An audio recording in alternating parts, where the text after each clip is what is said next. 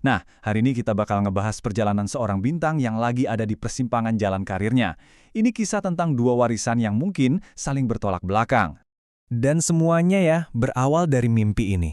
Kutipan dari Trent Alexander-Arnold ini bener-bener ngegambarin siapa dia.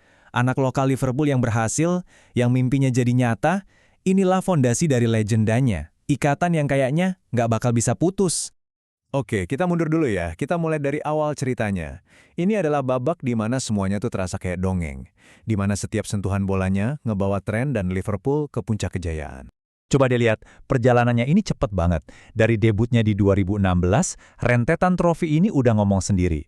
Juara Champions League, gelar Premier League yang ditunggu 30 tahun, piala-piala domestik. Dia bukan cuma jadi bagian tim, dia itu salah satu otak penting di balik suksesnya Liverpool di era ini. Dan yang bikin makin gila, coba lihat angkanya. 23 tahun. Di usia di mana kebanyakan pemain baru mulai ngerintis karir, Trent tuh udah menangin segalanya bareng klubnya. Ini level kesuksesan yang, hampir nggak pernah ada sebelumnya. Nah, ini nih pertanyaan yang bikin semua orang kaget. Ketika kamu lagi di puncak dunia, di rumah kamu sendiri, kenapa kamu milih pergi? Inilah titik balik dari cerita kita. Dan jawabannya, ya ini. Sebuah langkah yang berani banget, sebuah pertaruhan besar. Ninggalin status legenda hidup di Liverpool buat nyari tantangan baru sama raksasa Spanyol, Real Madrid. Dari kata-katanya sendiri aja udah kelihatan kan betapa beratnya keputusan ini. Ini bukan sekedar transfer biasa, ini soal ninggalin 20 tahun hidupnya. Kita bisa ngerasain banget pergolakan batin di balik omongan itu. Benar-benar akhir dari sebuah era. Jadi dealnya resmi. Dan yang penting dicatat nih, dia pindah bukan karena duit atau ada masalah, tapi untuk sesuatu yang lebih personal, sebuah tantangan baru. Dia kayak bertaruh pada dirinya sendiri, pengen buktiin kalau dia bisa naklukin puncak yang lain. Tapi ya gitu, namanya juga pertaruhan besar, risikonya juga gede. Babak barunya di Madrid, ternyata nggak semulus yang dibayangin. Mimpi indahnya cepet banget berubah jadi ujian yang berat banget. Jadi masalah terbesarnya, cedera, datang terus-terusan yang akhirnya bikin dia susah banget nemuin permainannya lagi. Ya kan, susah banget mau buktiin diri kalau kamu bahkan nggak bisa ada di lapangan. Nah, kalau kita lihat datanya, penurunannya kelihatan jelas banget. Persentase tackle-nya turun, mainnya jadi jarang banget, dan yang paling mencolok, 0 gol.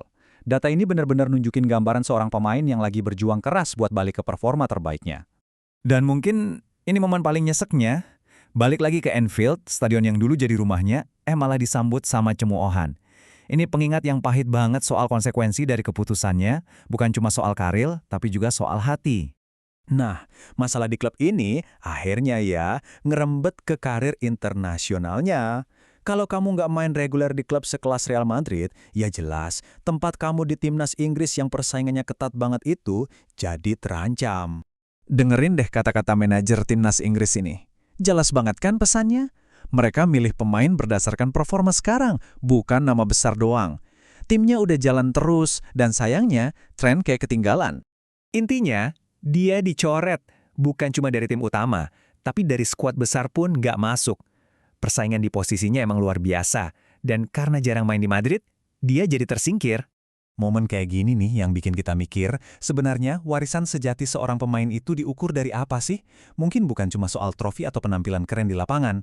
Mungkin ada sesuatu yang lebih dalam, yang justru dibangun pas lagi jauh dari sorotan. Justru di tengah kesulitannya ini, Trent nemuin sesuatu yang baru. Sebuah tujuan, sebuah warisan yang beda banget, yang potensinya punya dampak lebih abadi daripada sekedar gol atau piala. Namanya The After Academy. Gini, misinya tuh simple tapi kuat banget. Ngasih kesempatan kedua buat pemain-pemain muda yang mimpinya jadi pesepak bola profesional gagal. Ini kayak jaring pengaman buat ribuan anak muda yang terbuang dari sistem akademi setiap tahun. Cara kerjanya juga jelas banget. Pertama, mereka cari pemain yang keluar dari sistem. Kedua, dikasih pelatihan sama bimbingan karir. Terus yang ketiga, dihubungin ke perusahaan-perusahaan buat dapat kerjaan baru. Dia pakai posisinya buat ngebangun jembatan ke masa depan buat anak-anak muda ini. Dampaknya nyata banget. Jadi ya, kita balik lagi ke pertanyaan di awal. Karirnya di lapangan, mungkin lagi di persimpangan.